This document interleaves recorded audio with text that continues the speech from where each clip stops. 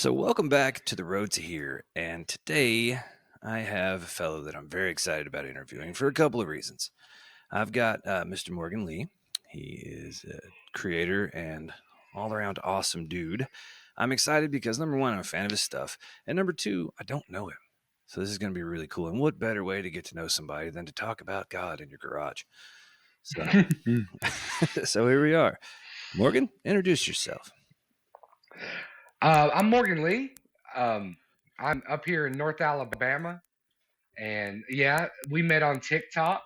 Um, I post a lot of different content on there, everything from religious humor to mental health. But I work a couple part-time jobs up here in Alabama. I work in a wood shop, and I also Nice. make content. I do social media and create content for a law firm. Really? That's cool. Yeah, what they do is they do toxic tort law, which is different than like class action. I don't know how familiar you are with law Well, a terminology. little bit. Okay, but they do toxic tort law, Okay. and I go through and create their content and disseminate it on their TikToks and their Awesome. YouTube and their Facebook to promote getting their clientele in to make these lawsuits happen. So I do that, and I work in a wood shop. So how do you get So that gig? Like, what's involved in that? That's awesome. which The job? the tick making social media for a living. That's pretty cool. Oh, Or at it least half a turned well. living. Yeah, yeah. It's you get that job because first of all, you were friends with the office manager, and Uh, two, they were pricing around what it would take to get content created, and it was like tens of thousands of dollars. really? So he came to me and said, "You've got, at the time, 30,000 followers on TikTok. Can you make stuff for me?" And I was like, sure. So I put some things together and it blew them away. That's awesome. And they hired me immediately and I made about 100 videos for them. That's cool, man. That's cool. Um, So yeah. what do you do? Like, what do you do at the wood shop? Are you a Oh, carpenter? okay. It's called Cherry Street Design Works. Okay. They got an Instagram. So check it out. Cherry Yeah. Street Design Works on Instagram and on Facebook. And we make high end. Well, our biggest client so far, it was Billy Reed, which is a clothing designer Okay. out of the South, Right. out of Alabama. That's pretty. It's nationwide, but they originated from this area. Okay. We make their fixtures, Oh, their display tables, their clothing yeah. racks, and we make pretty much. We use a CNC machine Yeah. as well as traditional table saws and everything like that. So we make anything. That's cool. I remember we made these. The Fifth Element. The movie? Of Yeah. course. Okay, those stones in the Fifth Element? Yeah. Somebody came to us, a client came to us and said, I want those stones, but I want them to be wooden boxes that I can hide stuff in for a scavenge hunt. That's And amazing. we made them. Dude, that's so I rad. made a TikTok video about it and got millions of views. Dude, that's It was great. that's so rad. I'm about to check that Yeah. out, man. Our the other host of Sharing Maps, Dave. He is also a carpenter. Like they do cabinets, like real high end stuff. Like they We do cabinets too. installed like a wine cellar at a neurosurgeon's house, and he was sending me pictures, dude. It's like people have too much money, man. Like it is insane. Yeah, I mean, with that CNC machine, if we can design it Yeah, in the computer, we can pretty much cut it. that's cool. So yeah, It's amazing. and for my personal time, I do theater. Okay, I Um, could totally see that. community. Yeah, I do. that's awesome. I do community theater. I was in a show in August, and I'll probably do another show this spring if it's something Yeah. that I like. What's your favorite play ever? My favorite play ever right now is one they change, Of course. but right now I really want to put on The Man from Earth. I'm not familiar. Okay, you like sci-fi Oh, movies? yeah. I assume you do. Yes, yes. Okay, so go Google after the show, The Man from Earth. It was a 2007 film, screenplay by Jerome Bigsby, Okay. who wrote for the original Star Trek and Twilight Zone. Really? So his son found this story and then had it made into a movie. They made a screenplay from the movie, and I would like to put that on Yeah, really bad. that's rad, man. That's I was gonna say It's about a that sounds like it's about a some guy that, totally it's 60s. about a yeah, it's about a guy that's 10,000 years old and his friends find out about it and he was a major biblical character. Like Yeah. it's a really good story. It It's hits you right in the feels, doesn't it?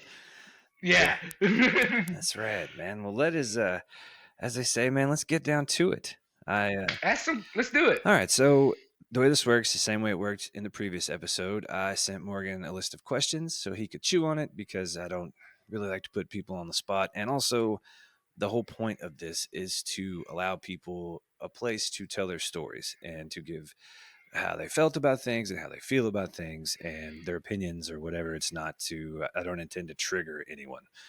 So, Morgan's looked over the questions. Uh, Here we go.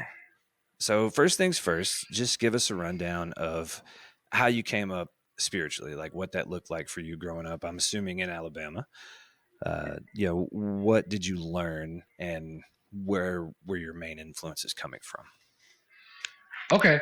So, yeah, I'm in North Alabama. So I grew up Southern Baptist fundamentalist evangelical. All the way, Nice. I'm very, very involved in the church up until about the age of 18 or 19. Okay. So up until then, man, if the doors were open, I was in it. And I believed it 100%. Like that was my reality. Mm-hmm. I mean, we went to a very charismatic Six Flags Over Jesus mega church for the area, Right. like a Fort God type Yeah. deal, you know. Mm-hmm. Um, and my dad still goes to that church. Mm. Yeah. So I grew up that way, and then I went off to college, Well, and things started to that's change. where it always happens. Yeah. So you kind of answered You kind of answered the next question. So you really started to question things in college before that? It never even crossed your mind, like you. No, there was a major point. Yeah. There's something in my memory that is the defining point. Yeah. And it's kind of weird. It's kind of a strange story. Really, what it boiled down to was I was dating a young lady, you know, as most high school seniors do, Right. and I accidentally brought her home late from curfew, Hmm. and she got into an argument with her father the next day, and her father spanked her, and she's like a 18-year-old girl, Hmm. you know, Yeah. like held her up by her arms and spanked her. And I got really upset about Yeah. that and started like questioning the morality of it.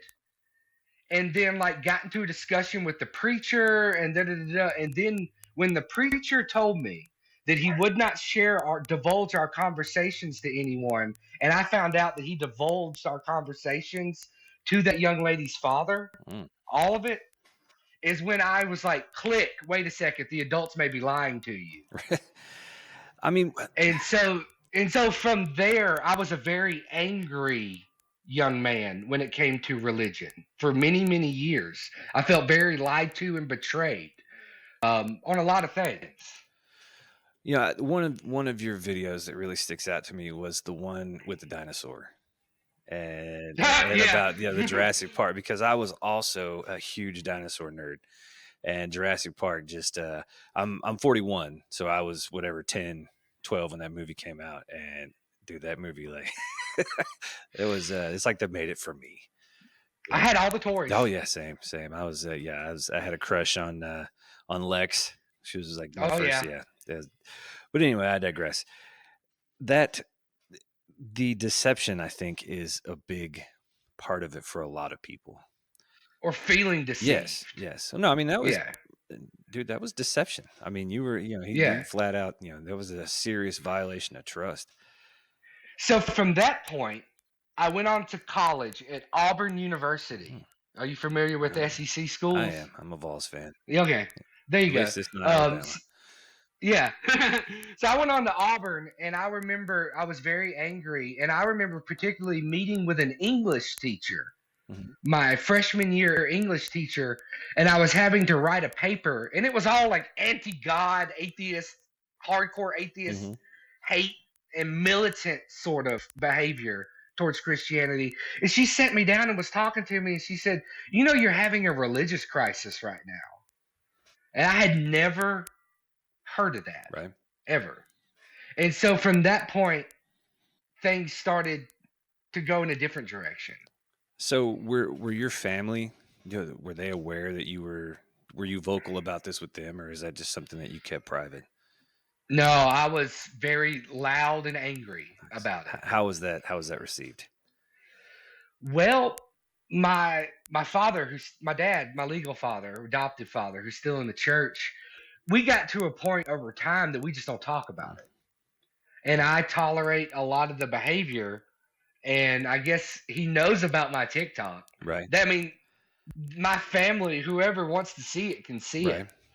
But like my spouse and I, with all of our family around here in North Alabama that are still very much like of the Christian faith, Mhm. um, we, you have to pick and choose your battles. So Right, you're so like you're speaking my language. Like I don't have the anger towards the church. Like I just I've mentioned before, I had kind of a secular upbringing. Like yeah, we weren't anti. My parents weren't anti-religion. It just I don't know. We just didn't go. You know what I mean? Like it was never talked about or an issue. Or my mom grew up Catholic. She called herself a recovering Catholic, and so but she still goes to church. She goes like a non-denominational thing, and it does a lot for her, and I appreciate that. Would you still consider yourself angry, like at this point no, in your life? no, I came full circle. That's awesome. No, That's awesome. I came back around with the help of like Joseph Campbell. Yeah, I'm not familiar with his work. Who's that? Joseph Campbell wrote The Hero with a Thousand Oh, Faces. okay, I have seen that book. Yeah, yeah, Okay, yeah. yeah. So, George Lucas was heavily influenced by that book. Mm-hmm. That's where I know it Um, from. yeah, yeah.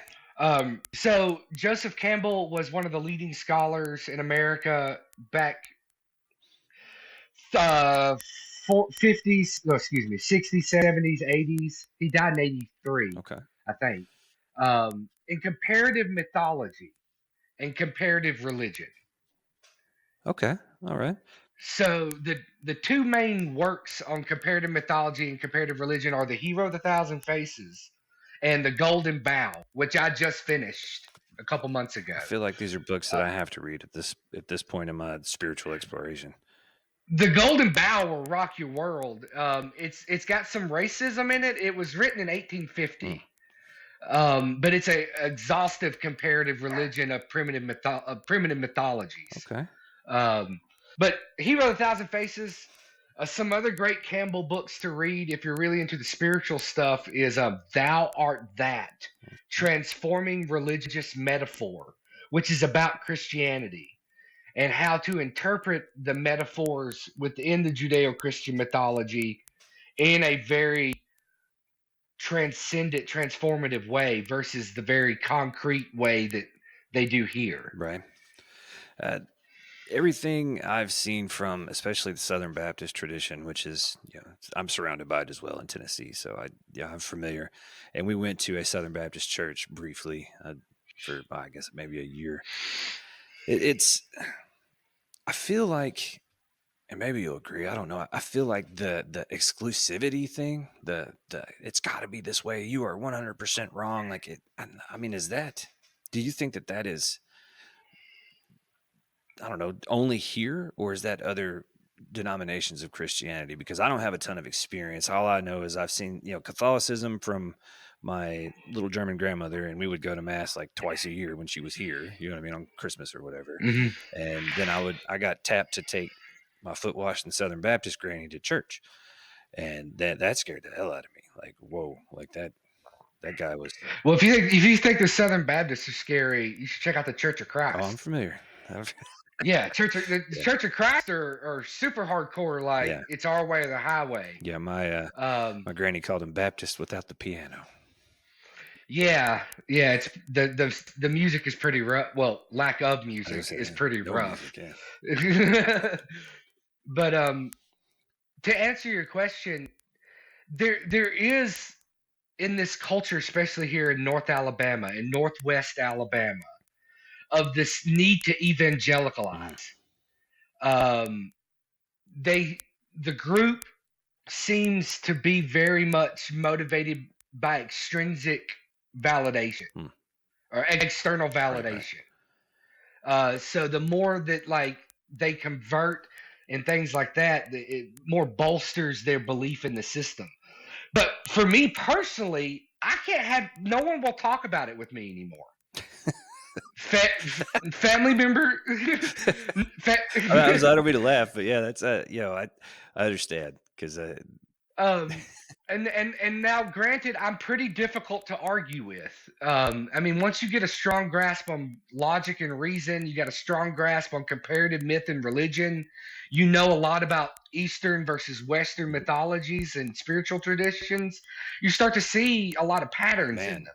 dude, yes, yes, yes, yes, because I have been on an Eastern religion kick for I don't know, Oh, like then 6 months now. you need to read the book Myths of Light, Eastern Metaphors for the Transcendent by Campbell. It was phenomenal. Okay. Alright. Myths of Light, Yeah, I'm gonna have to get Lighth. some more paper, man. I'm over here taking notes here. I love I read a lot of I do a lot of audiobooks. Same. I drive I could do yeah. go through the book faster that I drive way. a truck, Uh so, like, I get a lot of, I'm home every day, but I get a lot of windshield time, so yeah, I will listen to audiobooks. use that time productively. Yeah, absolutely. Yeah. So, man, that kinda leads me into this next question. Where are you now? I mean, basically, would you consider yourself religious or more spiritual, or where are you at this point in your life? That's a great question. Today, today, I am identify as a idealist, panentheistic, or pantheistic mystic. Okay, Is the label that I will allow to be put on myself, okay. even though that's not a really great descriptor. And a lot of my spirituality has derived from my experiences with bipolar one with psychotic Mhm, features. I've been diagnosed since I was 29. I was a firefighter paramedic for 10 years up until I was diagnosed. okay.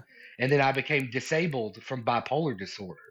And through those experiences in different states of consciousness, I, and also with the Campbell influence, and you get people like Carl Mhm. Sagan, people like Robert Anton Wilson, philosophers, Carl Jung, if you're I am, familiar. yes.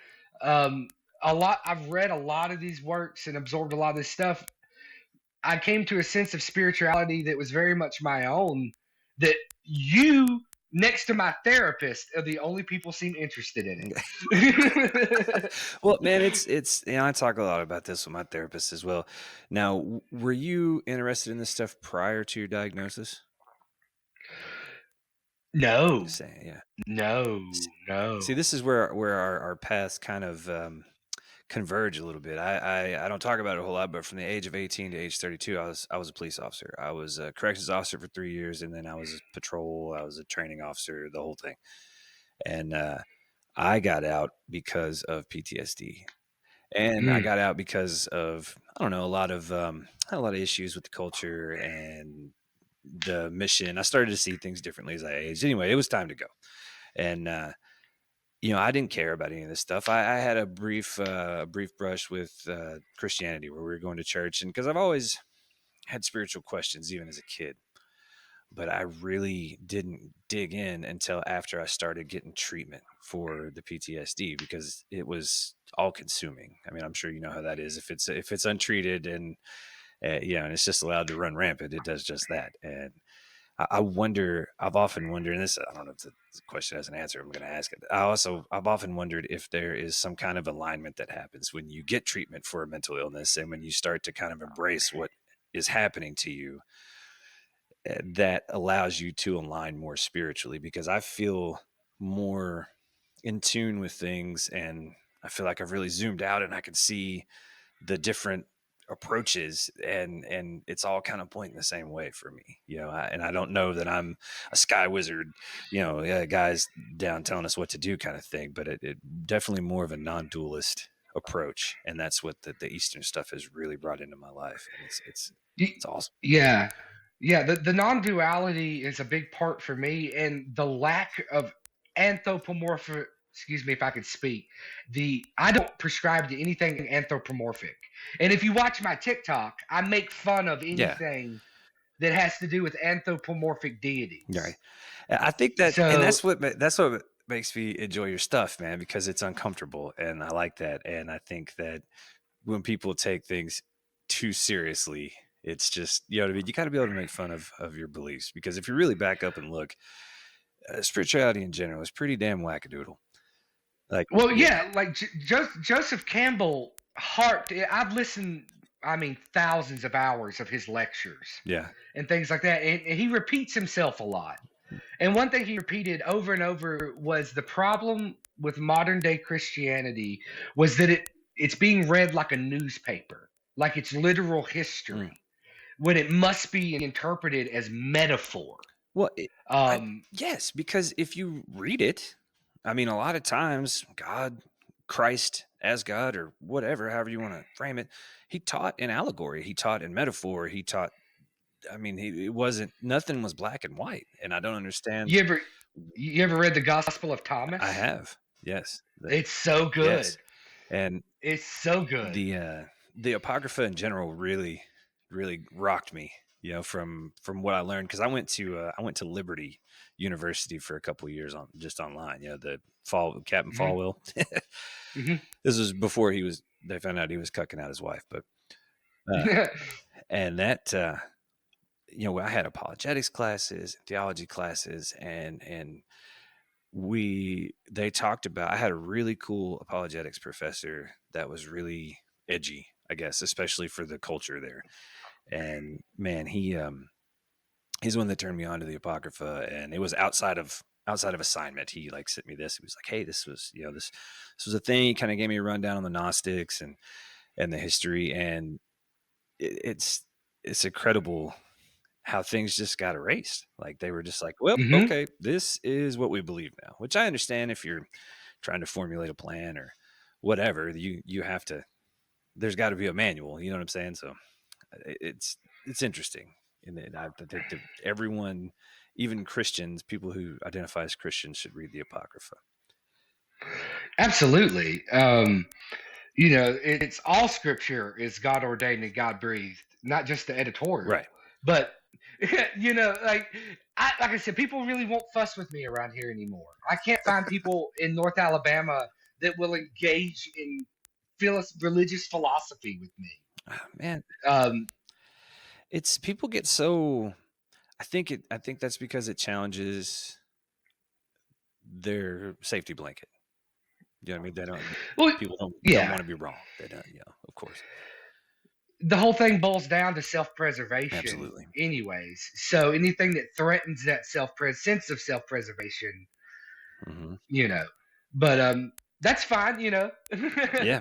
uh, So do you feel like your current take on spirituality, you kind of seem, I don't know what the word is. I guess it's all encompassing. The pan was it pantheistic? That I believe is the word. Yeah, pantheistic or panentheistic. I'm panentheistic. not really sure which one I'm falling in. Okay, all right. How did that help you with mental illness? Because I personally,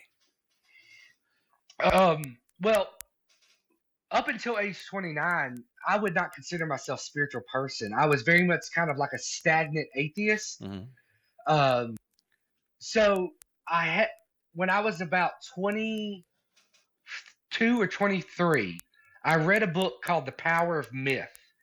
It was a transcript between Joseph Campbell and Bill Moyers, and you can watch it. right? It's on Netflix, I think. Really? It's called The Power of Myth. It's on That's YouTube. awesome. It's an interview with Joseph Okay. Campbell by Bill Moyers. Yeah. So I read that, and when I put that book down, I realized I could believe in God again if I could redefine the word Mm. God as not as Yahweh of the Old Mhm. Testament. Yeah. But what would that word mean? So years went on, and then I finally had this first psychotic. I had the first psychotic episode at age 29, which was deeply hyper religious Mm. and deeply spiritual sense of connectedness. And I went to college. I tried things that would give you deep senses of connectedness, Same. and I'm telling you right now, nothing touched this. Really? Nothing touched this. And I ended up in a state hospital. It Mhm. was a terrible Right. experience. Um, and then I had a few more episodes after that. And then after I changed some things in my environment and got away from certain people, I stopped having episodes. But from those episodes, I cultivated a sense of spirituality that I can't really put into words. I can only really speak about it through like indirect metaphor. Mhm. Because when you put a label on it, it it's transcendent. Yeah.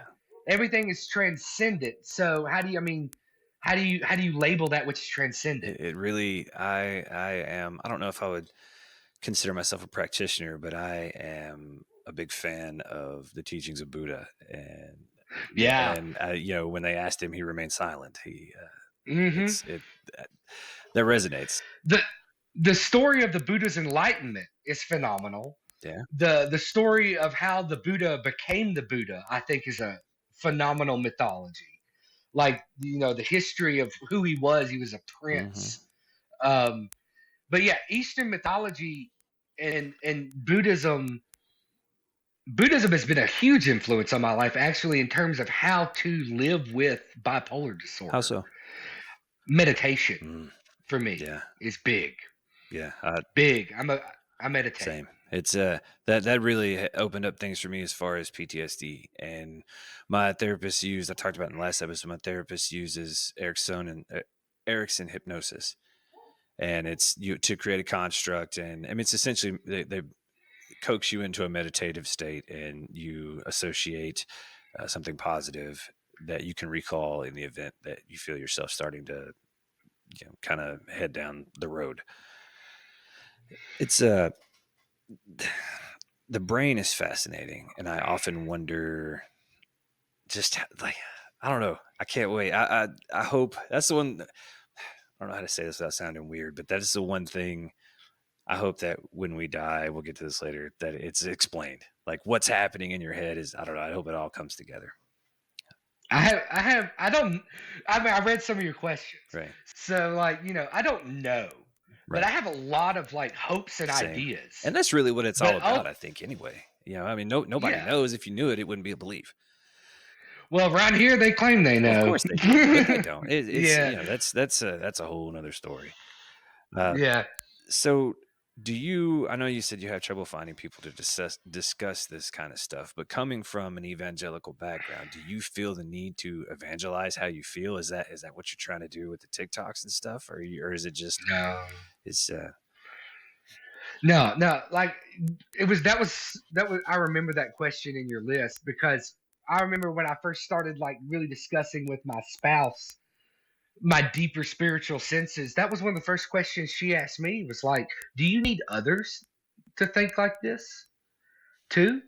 And absolutely not. Honestly, I would never want anyone to walk the road that I have walked because it's been full of a lot of trauma. mm-hmm, I know you say you suffer from PTSD, and I suffer from PTSD from the fire department mm-hmm. and also inpatient psychiatric I can PTSD imagine. from being in these Alabama psych I've been to wards. those places. Not in Alabama, Yeah, but I mean, I've seen just you know the treatment is the mental health system in this country is really sad, and seeing it from a law enforcement perspective, I kind of got an inside peek, and it's disgusting. it's pretty bad. And I mean, you know, for what it's worth, I am truly sorry that that happened to you, because that is not those especially the state run hospitals are not a place for anybody. Oh, there's some stories on my Yeah, I TikTok. can imagine. Um, but to answer your question, why do I make the TikToks? For one, I really don't feel like I suffer from religious trauma like I did. I Hmm. think all that anger and resentment growing up was religious trauma, Hmm. was like an outward Hmm. expression of that trauma. But I make a lot of the religious humor stuff because I know that out there somebody is going to feel validated by Exactly. that. They're gonna watch Caucasian Space Jesus videos and feel validated. And also, I challenge a lot of motifs in those videos. Hmm. The three tiered, the whole point of that Caucasian Space Jesus was to challenge the three tiered universe model of Judeo Christian mythology, of heaven being above us, hell being below us, and then the earth plane here. Because Jesus ascends, and where does he go? Right. So like it was a lot of that kind of commentary. And then I do a lot of mental health humor, um, which I have not done recently because my Caucasian Space Jesus stuff took off. Right. But I have over 100 mental health videos on my TikTok. Yeah, I've kind of scrolled through, man, and that's one thing I'm glad because I really want to the stigma is bothersome, Hmm. and you told the story about when you bought the car. Can you tell that story here? The TikTok I saw. Well, we Well, didn't. We did when you not tried to buy. buy the car, yeah, yeah. Yeah, yeah. Well, I'll talk about the stigma of mental illness, absolutely.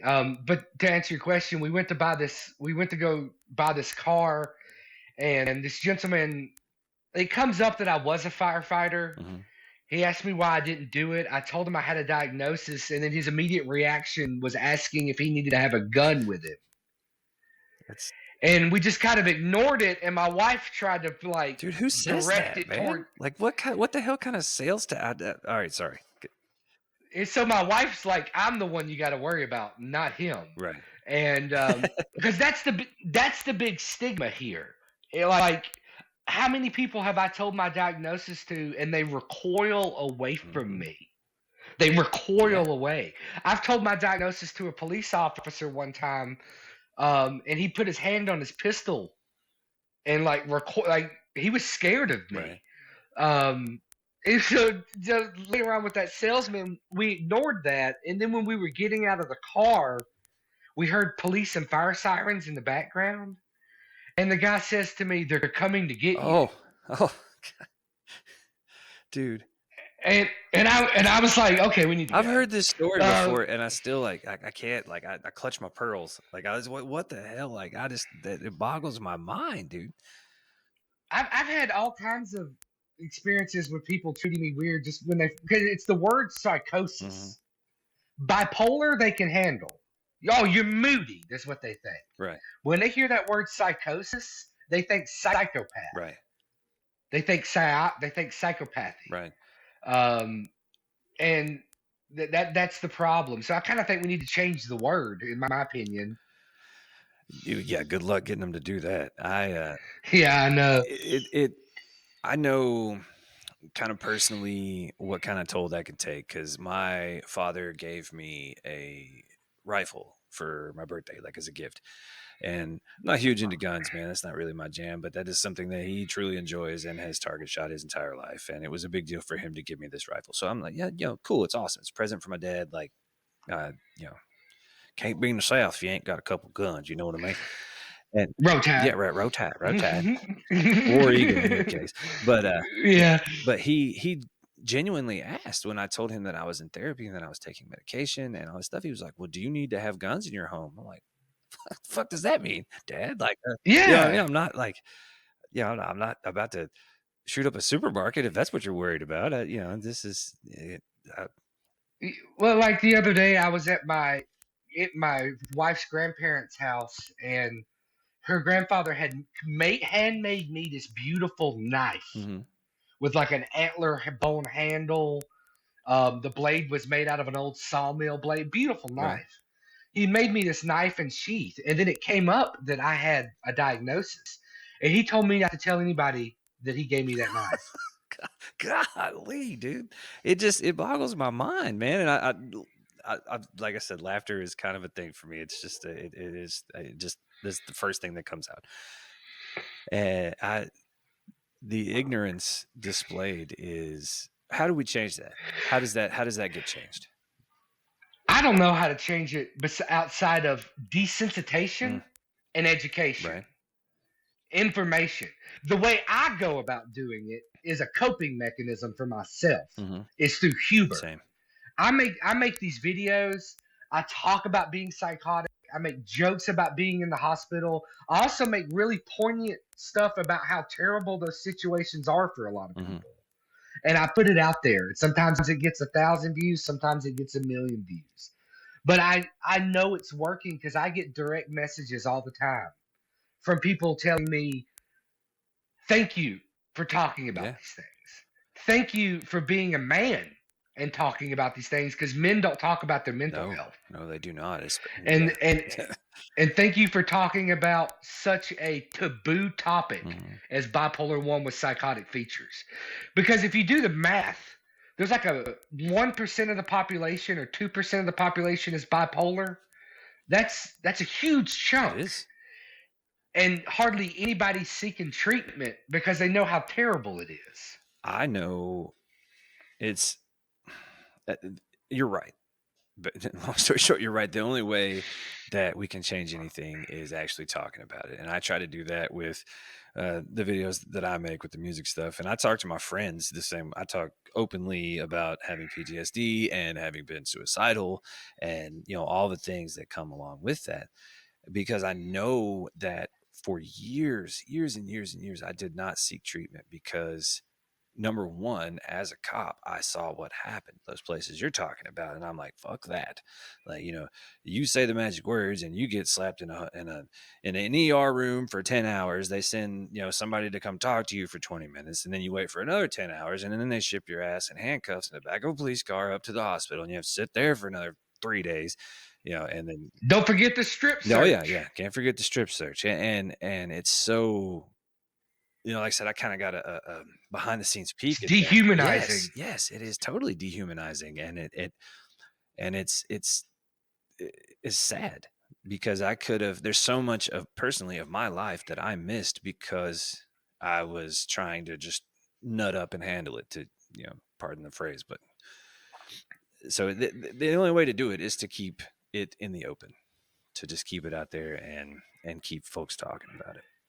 What I say on my TikTok is I'm gonna heal out Mm, loud. yeah, I'm suffering. I have a mental illness, but I'm gonna heal and recover from this thing out loud yeah, that's a because that voice, as small as it feels sometimes, is affecting people. yeah. Even even if it makes them feel validated, it was worth it. Well, dude, you affected me personally. Just and that just my Dave, the other co-host, sent me the Caucasian Space Jesus video, and it was kind of a haha. You'll think this is funny thing, and I did, and then I started looking. I'm like, damn, okay, like this is what we need. We need people talking about this kind of stuff, and I personally really enjoy satire, and you're very good at it. Uh, why what drew you to satire, and do you think that the ability to make fun of stuff really resonates with people that are struggling? Why do you think that is, rather? What is satire and why does that people relate Right, to why do it? you think people that are hurting relate to it so well? I think with satire, the textbook definition is where you take an idea and you take it to its logical Hmm. extremes in order to reveal in it its Right. ridiculousness. And I think a lot of with the Christianity stuff or the Caucasian space Jesus stuff, because I'm targeting something that's so in our face. This idea that Jesus is a Anglo-Saxon Yeah. man, right? This Anglo-Saxon person that ascended up, and I took everything, and I never said they were wrong. I just took it to the extreme, and I think people who are hurting, they say laughter is the best Hmm. medicine, but I think really through being able to laugh at it, you can laugh at yourself because people like me who believe these things. Like, I believed this Hmm. stuff growing up. I've been on both sides of it. I get called like a Satanist or an atheist a lot by people on the TikTok. Like you're just a Satanist or you're just an atheist or this or that. They make it very dualistic, right? Right. Um, and I can't say that there's not an agenda to like make fun of the anthropomorphic nature of gods that I do for myself, Right. Um, but I really do. I think it's as simple as that laughing at something can heal you from it and make you feel really It does. validated. It You you know, know. it you mentioned that I had a question if comedy was a defense mechanism for you because it has been for me for years, and that was a very personal question on my part. But you've stated that it's more of a coping mechanism, which makes so much sense. And I have always been a fan of very awkward, very gallows humor, very and I think some of that comes from the time spent in law enforcement because you had to kind of compartmentalize that shit because you're Well, seeing yeah. such terrible things. You know what I mean? I was a firefighter paramedic, Hmm. and together I was a full Right. time firefighter who was also licensed as a paramedic. And the dark sense of humor is the only Yeah. way to cope Yeah.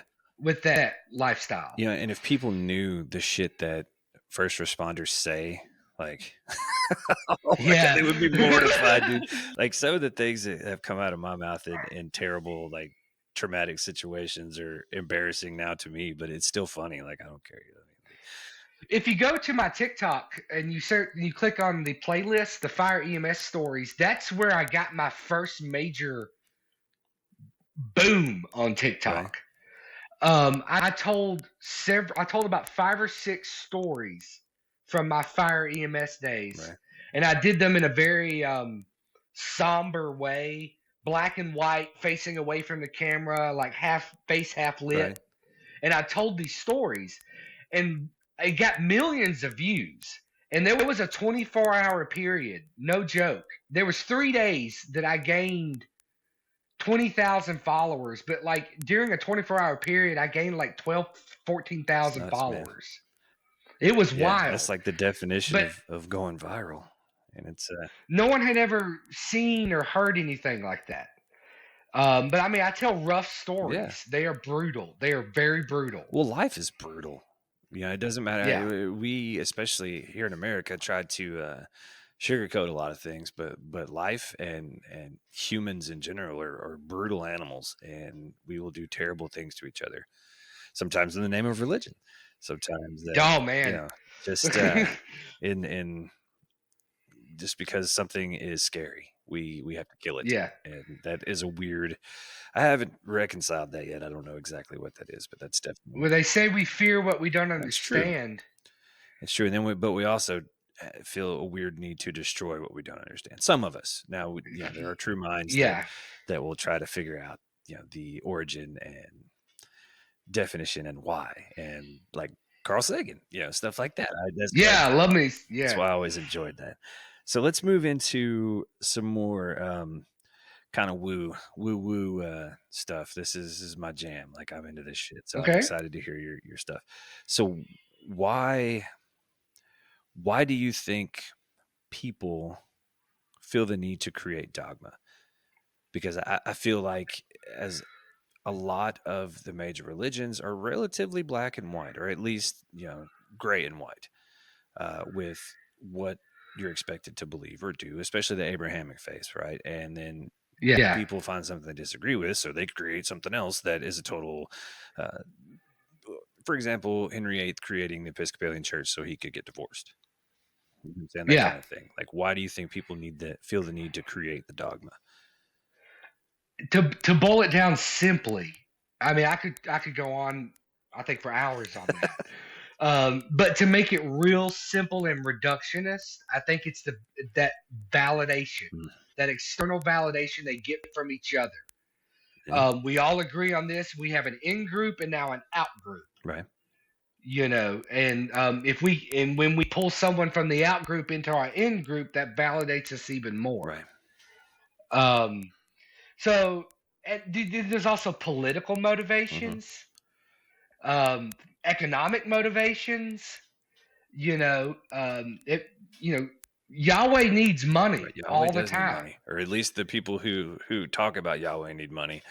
Yeah, he really is broke. Yeah, So there's probably I don't think we can reduce it down. There's a lot of factors right. there, but I would say ultimately on like a human level, it's it's like a self Mm. reinforcement, Yeah, and that maybe. equals safety. Or Yeah, the comfort anyway. If you know the answer and you know what's going to happen, then you're good. Like you have a set of rules. People don't like free form a, s- anything. a sense of control, Yes, yes, a perceived sense of control. exactly. So, do you consider truth to be an objective thing or subjective thing? Whoo! Yeah, here we go. Um, Truth, is it objective or subjective? I'm I'm gonna have to say right now, be, because I am working with a lot of like idealist philosophies currently. I'm going to say that it's going to be more subjective, but in the same way that a particle is both a wave and a particle, truth is both subjective and objective at the same time. It's really about where you stand, Okay. what your perception is on that moment. Well, that's I mean, so you're a perception is reality kind of guy. I think reality right now is of the mind. Hmm. Okay, you're getting into. Have you read the Kabbalion and all that stuff? Do you get that weird into I have not yet. There's a lot of things on my the read Hermes list, but Trismegistus and everything is mental and you like yeah, like hermetics? hermetic You talking stuff. about Yes, yeah, yeah, I know yeah. Okay, hermetic stuff. Yeah, like idealist philosophy has a lot to do with everything being of the mind. right. Because and when you study human perception, I mean, we are perceiving and projecting a reality Yeah, around us. yeah. See, you get really. There's a lady. I'm hoping to get her on this show. Her name's Casey. I follow her on TikTok, and she talks a lot. She put me onto this. It's a video called "Emergence Theory for the Layman." And Huh. dude, that like, Is it yeah, YouTube? yeah, Is it it's on YouTube. I'll YouTube? send you a link, man. Send it I to will, me. dude. I read, I was like, huh, like, yeah, got to reading that or watching that. It's totally like, just do things exist when you're not looking at them and that Mm-hmm. kind of shit. And man, I went down the rabbit hole and I kind of burned myself out and I don't have any, I don't know how I feel about a lot of that. It made me hella uncomfortable, which is awesome. And I'm definitely going to get back into it. But I'll send you that video, man, and just I mean, I'm no scientist, but I've wrapped my head around a lot of quantum yes, ideas, yes, a ideas lot of of the quantum nature of reality. And then, you look at like old school mythology and philosophies, and they kind of start to, it gets a little yeah, funky. Um, they so yeah, align. I'm, It I'm with totally you. aligns, man. Like I'll say it. It starts to get Yeah, it funky. it it all starts to merge together, and you're just like, yeah, and I went on a. Do you do you ever watch anything on Gaia? Mother Are Earth, you for no, no, Gaia. no? Like, are you? It's a network. All right. Oh, the network Yeah, guy. yeah, No, no, dude. no, no. It's worth the $12 a month or whatever, bro. Because it is bonkers. Like they go just off the rails, dude. It's insane. I love it. I love all the okay, for example, there was a whole show where they interviewed this old German guy. I cannot remember his name. Dr. Something. And he went into how the Ark of the Covenant was actually alien tech. And it was radioactive, and that's why anybody that touched it died. And he goes into the book of was it Daniel or what are they talking about the Ark of the Covenant? I can't remember.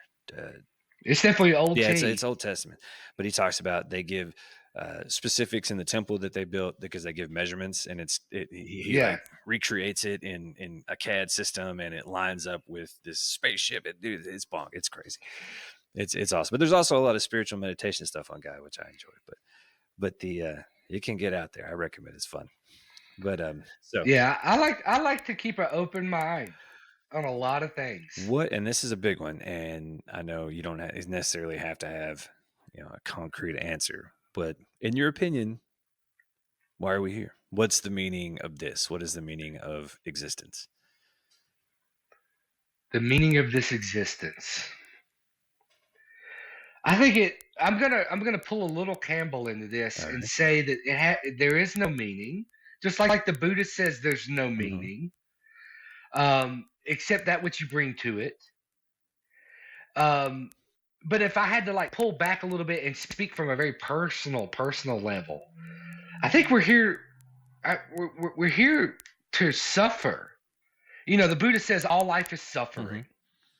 Um, through this, through suffering and trauma, the human spirit seems to, in a somewhat of a dualistic way, often go one of two directions of like super jaded dark Right. way, like dark side stuff, or like Vader, or like go the other way and become like hyper compassionate, self aware through that trauma and suffering.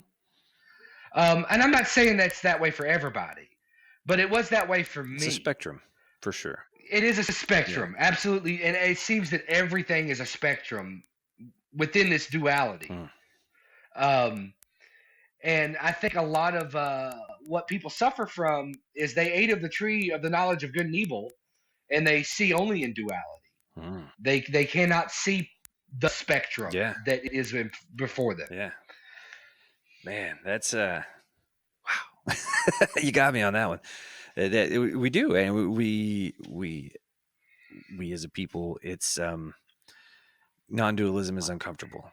It goes against anything Abrahamic, and I would love to see. And Aristotelian. Yeah, explain. Yeah, Aristotelian logic does not like Mm. non-duality, such as like A or not A, B or not B, whereas a particle like in quantum state is A and not A at the same Right, time. and will change depending So, on where you're standing or how you're looking at it, or or observation, if you're yeah, looking at it. yeah, What in your opinion, in your words, what is consciousness? consciousness. That is a big topic. Um, I cannot nail down consciousness because it seems like when you put your finger on it, it kind of slides Right. away. Because is a cell conscious? I mean, a cell from my body. I take a liver cell, put it in a petri dish. It responds to stimuli. It excretes. It eats. Plants. These plants responding to light. Right. You know, but I guess to be really reductionist on it, I'm gonna say self-reflection. Exactly. I was. Yep.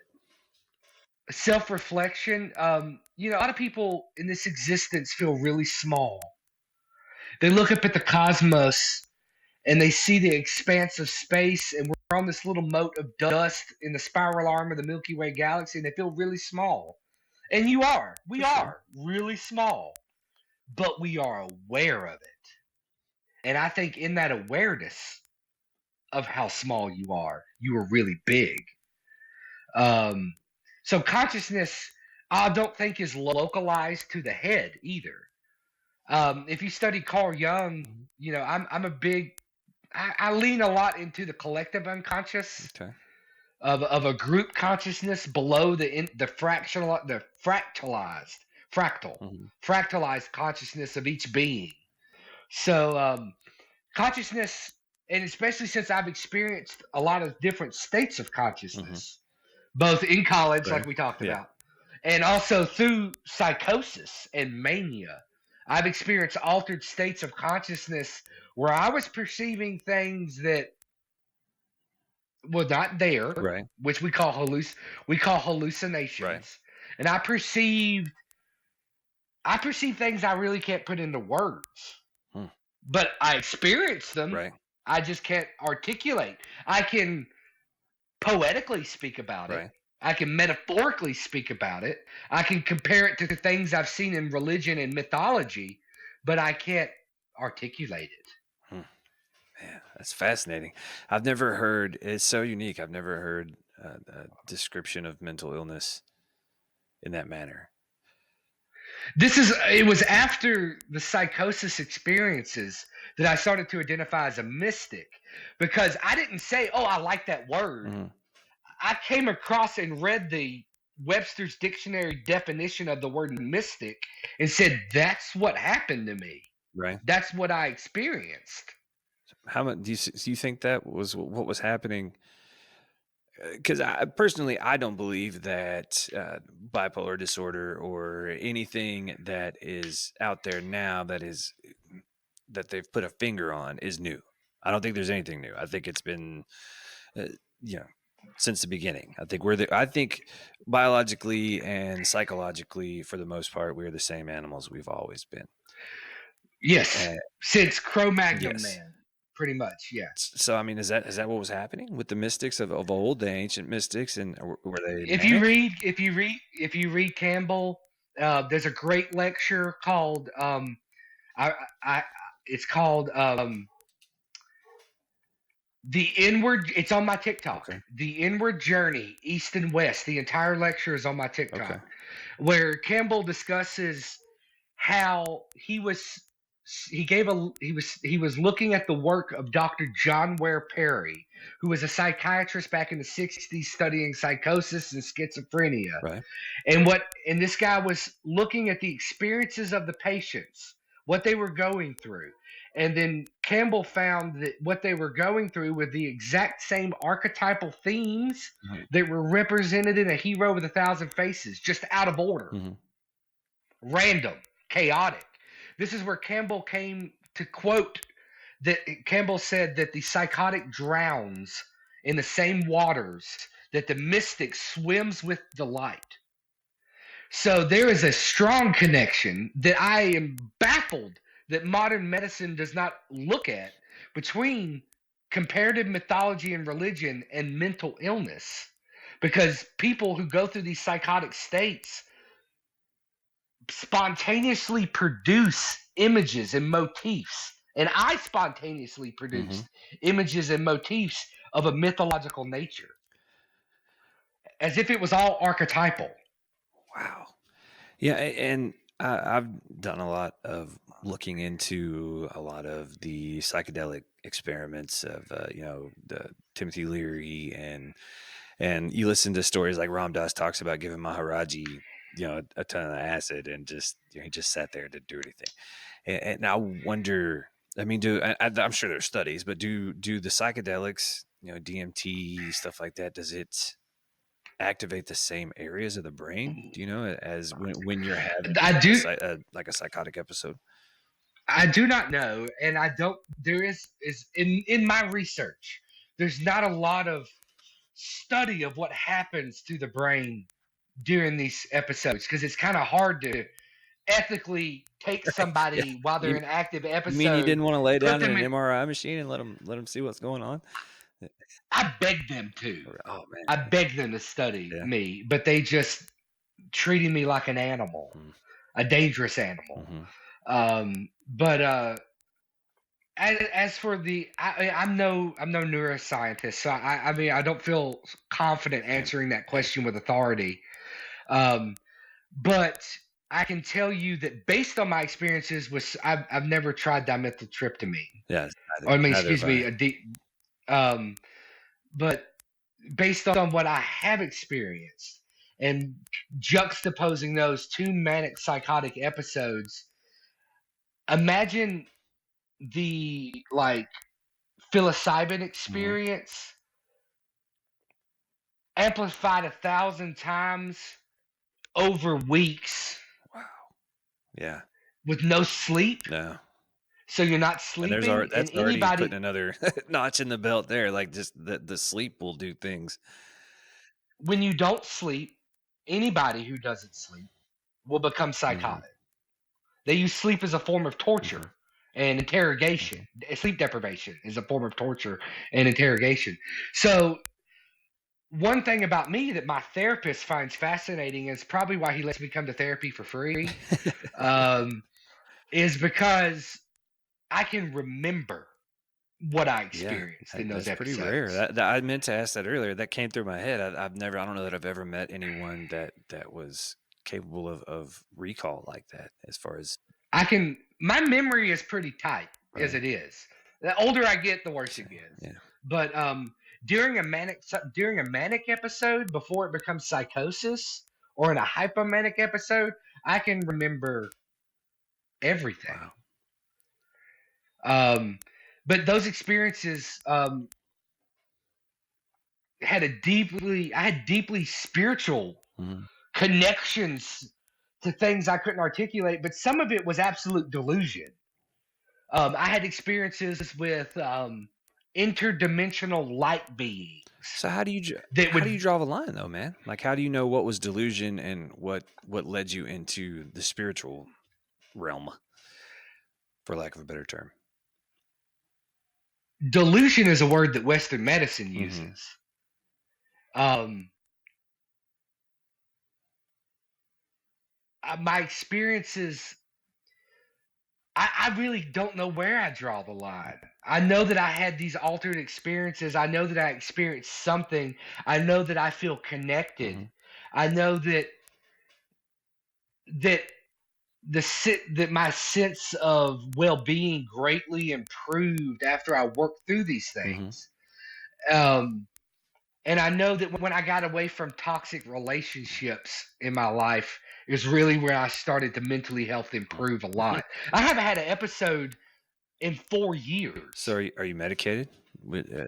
Yes, Yeah. absolutely, absolutely. Every I'm day. also a proponent of medication. I've noticed them. I was telling you on DM the other day that I got interviewed Hmm. about bipolar disorder, Hmm. which kind of wraps into what we were talking about earlier about getting the awareness out there. But I take Vraylar and Triliptol every day, Hmm. um, and but I haven't had an episode in 4 years. My And this is just purely like me wanting to know. My experience with medication is that it basically, for lack of a better term, it rounds the edges so that you can get in there and do the work without such an intense reaction. At least that's how it's worked for me. Do you find similar for, because I mean, bipolar is different than PTSD, so I mean it may work totally different, but have you noticed that as far as medication, what does it do, like how does it improve? the medication I take is a dopamine Okay. regulator. It binds into the dopamine receptor and prevents too much or too little. Okay. It's a second generation drug. It's very expensive. Hmm. I can't even afford to buy it. I get free samples and I have to get it by other Right. means. But That's so messed up. Yeah, it's that's another it story, is but it, that's ridiculous. it is messed up. For $700 a month Yeah. for a 1 month Hmm. supply of this medication is pretty Yeah. bad. And I told these people during this interview because the people that interviewed me are owned by the people who make that Hmm. medication. And I told them I was like, it's ridiculous. But the medication, I believe, in terms of what it can do to stop an episode, um, in the past when I would have episodes, I had family members that would immediately lock me up in the Hmm. hospital That's immediately, what we're and conditioned to do in this country, I think. I don't know what the hell to do. Send him somewhere where they do know what to do. and what they do in these places is throw a bunch of medication at you until you behave in a way that they deem baseline and appropriate. Mm. That's what they do inside these hospitals. They just lock you up. They throw medication at you until you start to behave the way Right. they think is appropriate. So I would get locked up in these hospitals and end up spending 2 or 3 months in Mm. them. And most of that, I was not symptomatic. But the last episode I had, I was completely psychotic. I was talking to my wife as an alien named Calum, an interdimensional light being that had possessed my body. I was not sleeping. I was sleeping maybe 2 hours a night. I was completely psychotic. And I became lucid in the psychosis. Then I was a Really? psychotic. Wh- Yes. wh- So how were you? I mean, I don't mean to pry, but I mean, like that statement is amazing to me. So how were you able to separate? Like, What part It's was like manifesting? Was drowning. the psychosis manifesting, or was Morgan manifesting? Being like, holy shit, like this is happening. It's like I can speak about it in metaphor. It's like drowning, and you come up for a breath, and you get like you're drowning. Hmm. If you ever been Yeah. have as a firefighter, I had a Uh huh. mask on a lot, and Yeah. I ran out of air a I have lot. apnea, so Uh, the CPAP that's machine. okay. Yeah. So like it's like you're drowning in the psychosis, and your dream world is pushing through and overlapping your consciousness, and then like you come up and have a breath of fresh air. Those things we talked about in college, they often have peaks and Yeah. Yeah. valleys. Yeah. It's the same. It's a similar sort of experience. There's a peak and a valley, and like in a valley sort of getting a breath experience, I was became aware that I was psychotic. And what we did was we maxed out my medication dose. We gave the max Right. dose, and I came down in 3 days Wow. versus what they would lock me up in the hospital, and I would be up for 3 or 4 weeks in this miserable Right. environment. But we did it at home in 3 days. And now that's what my doctor tells me to do. She says, if you have symptoms, take more meds. Mhm. So, like, no, I mean, the hospital is a terrifying place for me. I'll do anything to not go there. Yeah, I think it's a terrifying place for anyone that has ever seen the workings of that. Like the place, and I mean, it's just there's nothing comforting. Some of the private hospitals were a little more, you know, nice, I guess, as far as a psychiatric hospital can be. But yeah, the state hospitals, no, no, sir. Like just it's it's awful. It was like when I was in North Alabama Regional Hospital, they closed 3 months after they let me go. They shut the whole place Right, down. It was like something out of One Flew Over the Cuckoo's right. Nest. It was a horror. What the nurses did to the patients, what they did to me, it's pretty rough. Yeah, man, that's I could talk for hours on the state of the mental health system in this country and how just completely and totally, pardon the language, but fucked that it is, because Yeah, it is. Like that's saying that it's a dumpster that is, fire. yeah, that's a harsh word, but that is a harsh situation. And let's keep rolling, man. Yeah, So are you familiar with Michael Newton?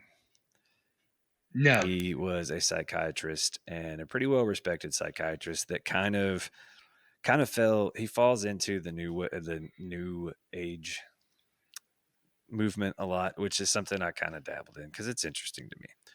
But he yeah, yeah, he yeah. I know some he stuff. wrote a book called, or a couple books called Journey of Souls, Destiny of Souls, and basically now I have mentioned that I am a believer in hypnosis because I've experienced it. And he was a hypnotherapist, and he would do past life regression.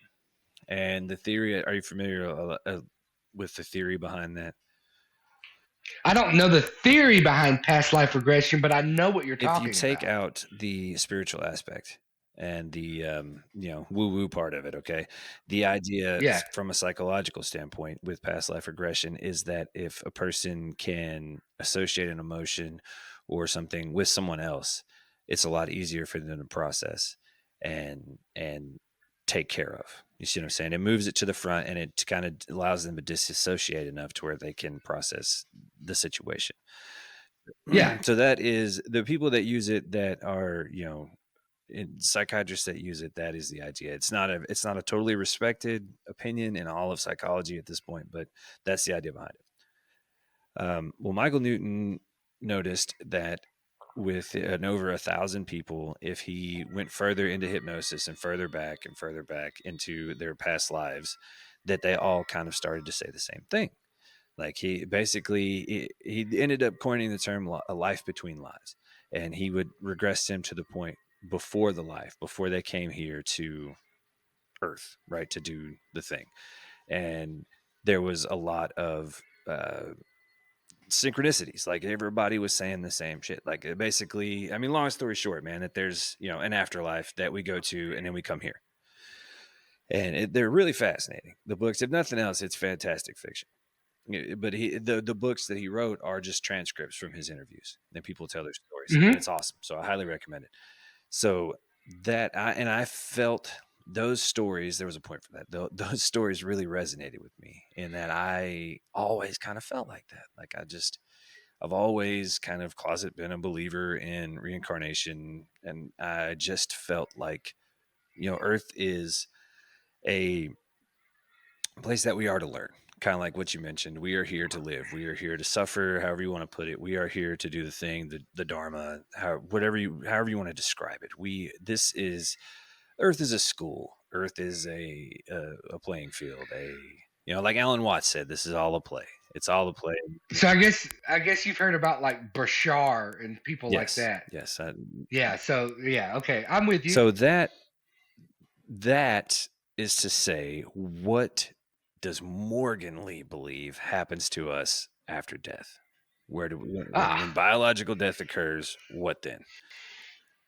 what I believe is irrelevant because I don't know. Right. Well, But I humor me, think, man. Let's. yeah, yeah, humor you, Yeah. humor you. Yeah, yeah.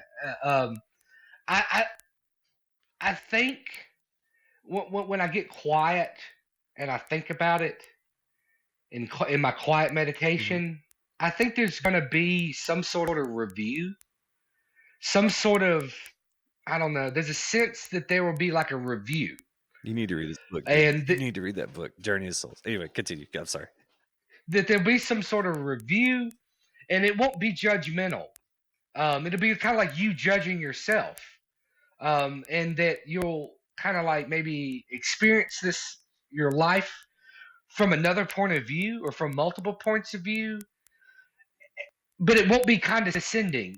So much of Judeo-Christian mythology is about this like debt and Hmm. punishment and reconciliation, and so much of Eastern mythology is about identity. Hmm. And I think there'll be we will become aware of that which we already were Hmm. all along. The sense of ego of Morgan Lee, who Morgan Lee thinks he is, that's all wrapped up in my Hmm. neurons. That's all wrapped up in my memories.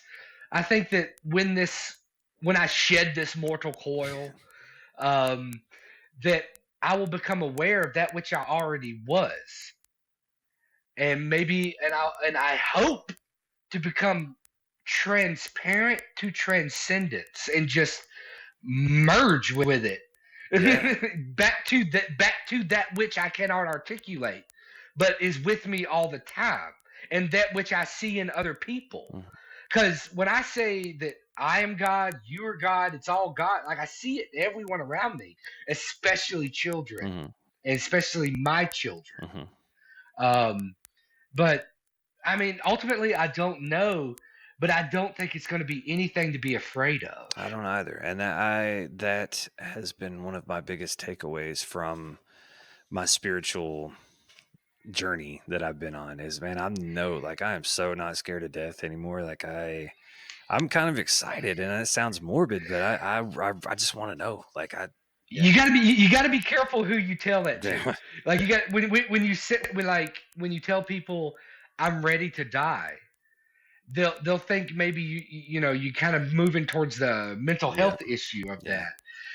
that. But for me personally, I look forward to living in this body with my Hmm. wife and my animals and my kids, watching them grow up. I look forward to Of all of course. that, and even more of the suffering that's going to Hmm. come and the hardships that are going to come.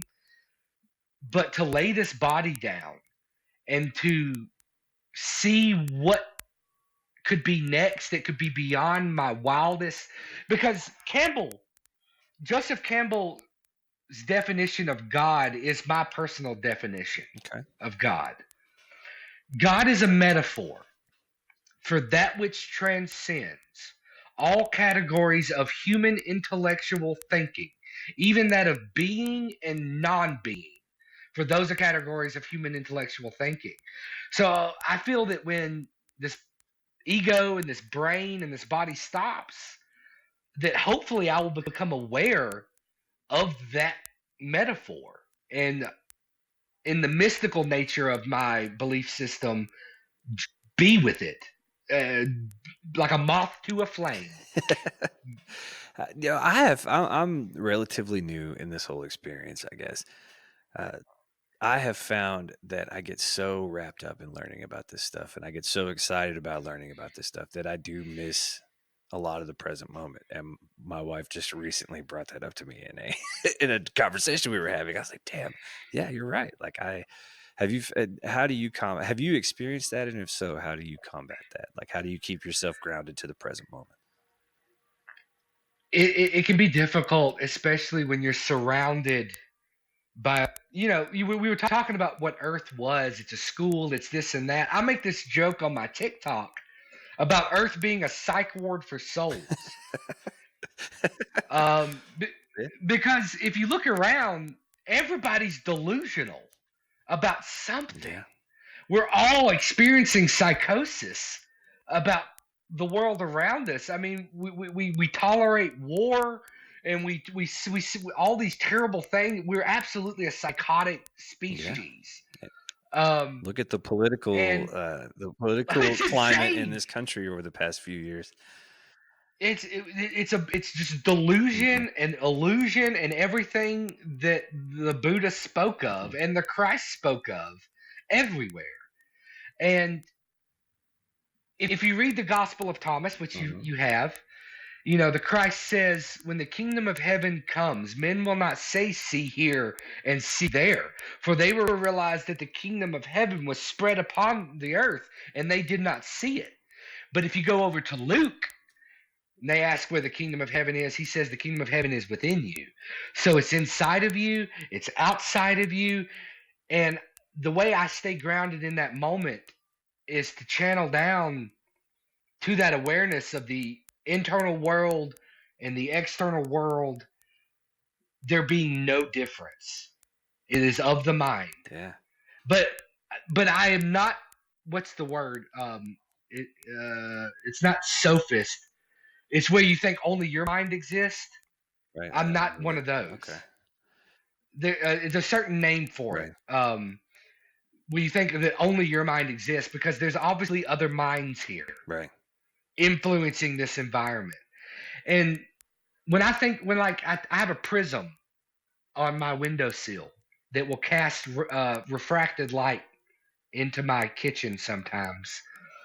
And you think about this existence, and it's just a world of light all around us, Mhm. and we're not really touching things. It's weird. Right. Um, so like, I can.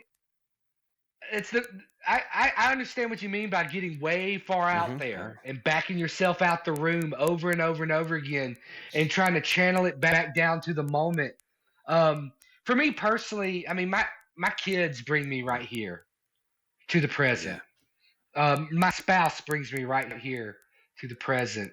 It's only when I'm really left alone for long periods of time. So I think that maybe that's my problem, man, is I spent all day in a damn garbage truck, so I'm just like, yeah. Eh Yeah, if you spend a lot of time alone in reflection, I mean, you can get not lost in the sauce, but I mean, you can get really Mhm. detached Yeah, from it, and that can be it healthy can. and Yeah. unhealthy.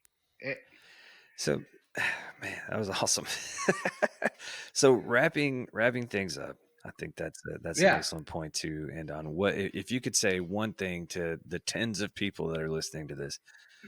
Uh, what is the one point that you want to get across About what? about Morgan Lee, about your beliefs, about the life, like anything?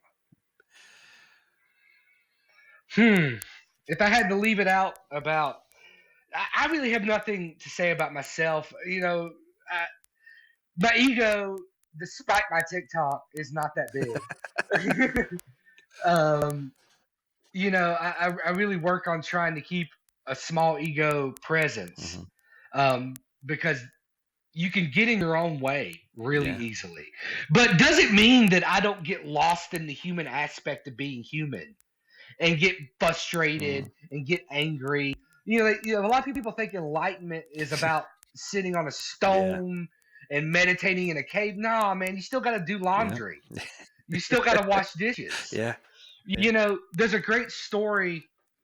Here it is, right here for you. There's a great story of a young student that wanted to reach enlightenment. And he was told that there was a great teacher on top of a mountain that had reached enlightenment. So he climbed this mountain and he gets up to this temple. And he goes in and he asks for this teacher, and they point him over there to the pigsty. Right. And he goes to the pigsty, and there's a man shoveling pig shit. Right. Excuse my language. And he talks to this teacher, and he says, "Have you, you are you the one that reached enlightenment and knows nirvana?" And he's like, "Yeah." How did you do it? And he kind of talked him through it, and he said, "Well, what did you do after? What did you do before you did this?" He's like, "I shoveled pig Yeah. shit." He's like, "What did you do after?" He's like, "I shoveled Yeah. pig shit." So I mean, it's just it's an everyday emergence. The person you're talking to right now is not going to be the same Morgan Lee in a year from now. Yeah. I'm open to that change. I want to Yeah. evolve, and so I would leave it out there for everybody that life is hard, it's painful, there's a lot of suffering, but there's beauty and light in it, and just hold on. Yeah. It's just a ride, as Bill Hicks Yeah. would say. Man, I love Bill Hicks. Dude, thank you so much. That was an incredible conversation. I really had a blast. And Anytime, dude, man. the one thing I've learned from doing this is I just like talking to people about this stuff, dude. And why not put it out there for other people to watch? Man, take this time, promote some of the things that you do, anything like a cause or your videos or whatever you want to promote. Take a couple minutes and tell people where they can find you. Uh, if I was going to promote anything, go to my TikTok, Morgan Lee or Morgan Lee 343. All right. That's my TikTok. Follow me, like my videos. I haven't posted in a couple of weeks. Had to take a break. Yeah. You know, Sometimes you got to take a break Yeah. from it. But just my TikTok and my YouTube is out there too. But Yeah. whatever. I had trouble but juggling all that shit myself, man. I don't know like where to go, what goes where, and where. You just have to pick one, I think, because if you try to do it yeah, all, it's confusing. But yeah, well, man, thank you so much. Thank you for being here. You're welcome back anytime. it was a lot of fun, I'm man. hoping Thank to you. do more of this mini series format. I like this, where the individual conversations and stuff over different topics. So you will definitely be on the short list of people to come hang out. So, Thanks, brother. Well, send me a link so that I can watch oh, this absolutely. or share Yeah, it. it's going to be, we're going to do the whole thing, man. It's going to be out. The audio is going to be everywhere that audio goes, and we're going to put the video on YouTube, that kind of stuff. But as far as those of you listening go, check out Sharing Maps. We are streaming everywhere that things stream. We're trying to put more effort into the YouTube channel. So there'll be shorts. There'll be visiting. Yeah, check it. My shirts. If I had to plug anything, Do it. it would be my spread shop Yeah. shirt. Go to my TikTok. The link in the bio. There's a spread shop. The Caucasian Space Jesus merch is I have the up. mug. I got all kinds of different merch. Dude, you know what? I forgot to. There is also a song. I released music under the name Energy Weapon, and that's how Morgan and I met. I approached him and asked for permission to make a song about Caucasian Space Jesus, and he gave me permission to use the idea and to sample some of his dulcet Alabama tones in the song. So check that out. It's called "Flight of the Caucasian Space Jesus," and it's a good introduction into that world, I think. But yeah, guys, thank you for watching, listening, whatever you're doing. We appreciate it. Give us a like, give us a follow. We're trying to get this thing going. So, yep. Until next time, we'll see you.